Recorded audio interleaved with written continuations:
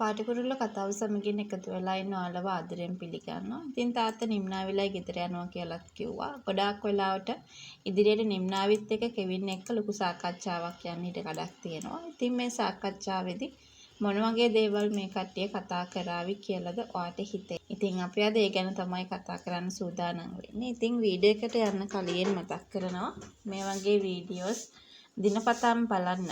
ඔයා ආසාවක් වගේම උනන්දුවකුත් තියාගෙන ඉන්න කෙනෙක් නම් අනිවාර්යයෙන්ම ඔයාට පුළුවන්කම තියෙනවා මගේ channel එක subscribe කරලා මාත් එක්ක එකතු වෙලා ඉන්න.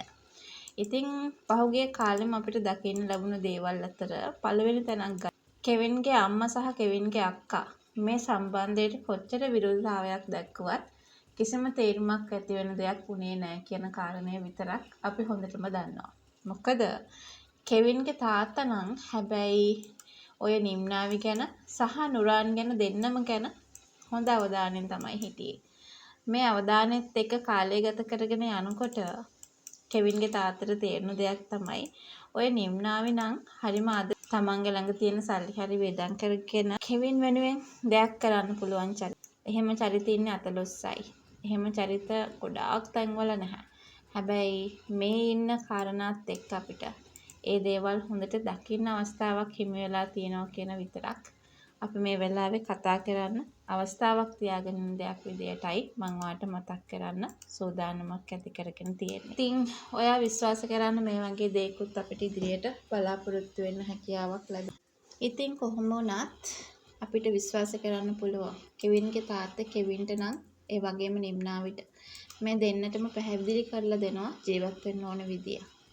අනිත් එක මේ කෙවින් කරන වැඩෙන් වෙන්නේ අනිවාර්යෙන් ඒකෙන් ප්‍රයෝජන ගන්න වෙන කවුරුවත්. ඒ කියන්නේ මේ විදියට හැසිරලා තේරුමක් නැහැ කියන එක තාත්තා හොඳින්ම තේරුම් කරලා දෙන්න සමත්කම් දක්වනවා කියන එක විතරක් අපිට මතක් කරන්න තියෙනවා. ඒ කියන්නේ නුරාන් තව වැඩි දවසක් යන්න කලින් මේ හැම දෙයක්ම අයිති කරගෙන හැම විනාශයක්ම කරන්න නියමිතයි කියන ඒ කාරණාව විතරක් අපිට මතක් කරලා දෙනවා. ඉතින් ඒ වගේ දෙයක් සිද්ධ වුණොත් අනිවාර්යෙන්ම කෙවින්ගේ තාත්තගේ මහන්සියත් අපත යනවා. ඒ මහන්සිය අපත යන කාරණාව ගැන තමයි ගොඩාක් දුරට අපිට කතා කරන්න පුළුවන්කම තියෙන්නේ. ඉතින් Taman ඒ ගැන දැන් කල්පනා කරලා තේරුමක් තාත්තගෙන් ඈත් වෙලා ඉන්නවා කියලා හිතන එක තේරුමක් වෙයි. හැබැයි මේ වෙලාවේ කරන්න ඕන එක දෙයක්.